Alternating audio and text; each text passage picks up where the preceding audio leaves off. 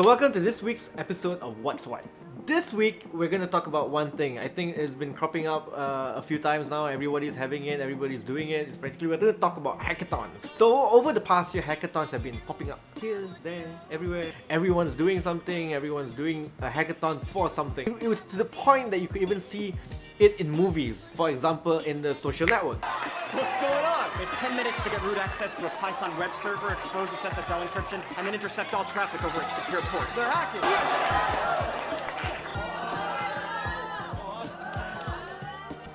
Welcome to Facebook. Hackathons, actually what they do is actually they provide a venue for self-expression and also creativity through technology. People with technical backgrounds come together, but it doesn't mean that you need to be a coder to actually compete in a hackathon. So practically hackathons provide a good platform for someone who actually wants to create something new, who wants to create a solution for an existing problem. People from all backgrounds, they come together, they sit down in a room for maybe 24 hours, 48 hours, that's the trend right now. They form teams, and from the teams, they create ideas that I want to solve this problem. Yeah, that's what happens in hackathon. So a notable example of a hackathon hack is actually GroupMe, where they are actually a group messaging app that was actually eventually acquired by Skype for $50 million. So in Malaysia, a good example of a hackathon is actually the Angel Hack KL. Angel Hack KL is actually a 24-hour hackathon where every year more than 300 participants actually participate in this. So winners of the event will eventually represent Malaysia at the Angel Hack annual Global Demo Day and win themselves a 3-month mentorship program with a pool of local and global mentors from Silicon Valley. So if that doesn't entice you, I don't know what will. Despite the complete lack of sleep, the events are actually addictive because it actually creates this whole community network kind of thing where it's actually growing faster than ever. Whether we're building a website, mobile app, or even hardware hack, the goal is actually to start from scratch and end with a working prototype. That is the result of a hackathon. So it's filled with food, caffeine, it has prizes and caffeine, and then you have places to bathe, and then caffeine. Well, practically you got to stay up and you got to just hack and hack and hack. So the latest hackathon that would be coming up is actually one that I can remember of. It's actually in November, which is at Level Up KL. That's hosted by MDEC. So if you want to, you go there, create a game, do whatever you need. So if you're interested in joining a hackathon, here are some things to consider. Number one, you need to have a team. Normally a hackathon would be a minimum of 2 to a maximum of 4 people to create an app or a service or a solution or whatnot.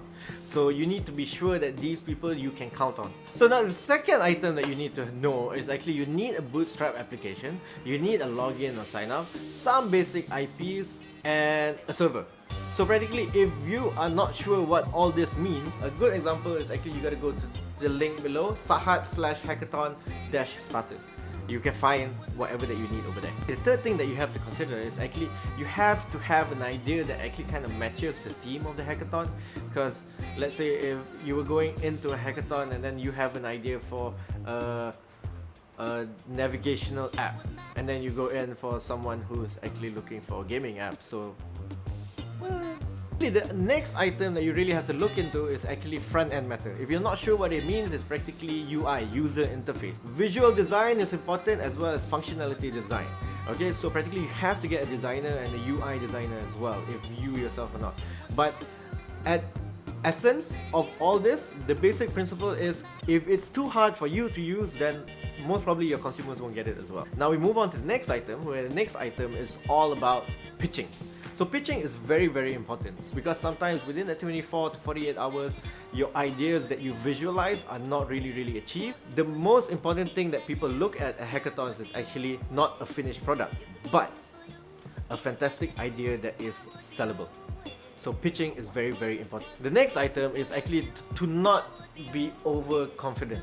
Because the idea is one thing, but implementation is a totally different ball game itself. You have to code first. So you have a basic idea, but then you have to code it first. The most important thing, which I tell everyone on the team here, is actually you gotta plan. So once you plan, the implementation is actually very, very smooth. Okay? So that's about it. So overall, when you join a hackathon or you're looking for a hackathon, make sure that it relates to you and you want to have fun, and that's it. And then as long as you have a good idea and a good work ethic, you're fine. So till the next episode of What's What? Subscribe, comment. Oh yeah, so if you have anything else that if you have anything else that you want me to talk about, or you have anything else that you want to add on to what I'm saying right now, please comment in the comment links below. Okay, so in the comment section below. So yeah, so if you have anything else that you want me to talk about, you have any topics or anything, just let me know. Let me know. Right, it's a wrap.